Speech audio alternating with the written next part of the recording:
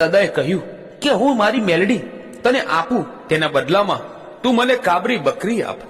એટલે માલો બોલ્યો, ભલે દાદા, લઈ જાઓ.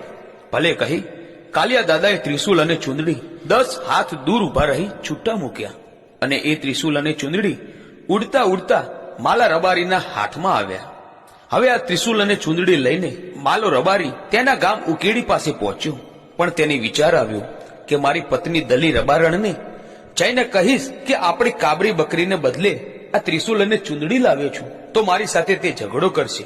એવી બીકે માલા રબારીએ આ ગામની બહાર એક રાયણનું ઝાડ હતું, તેની પોલમાં ત્રિશુલ અને ચુંદડી સંતાડી દીધા, અને તેણે ઘેર આવી પોતાના બકરા વાડામાં પૂર્યા. થોડી વાર પછી દલી રબારણ બકરીઓ દોહવા આવી, પણ તેને વાડામાં કાબરી બકરી ક્યાંય ન દેખાણી.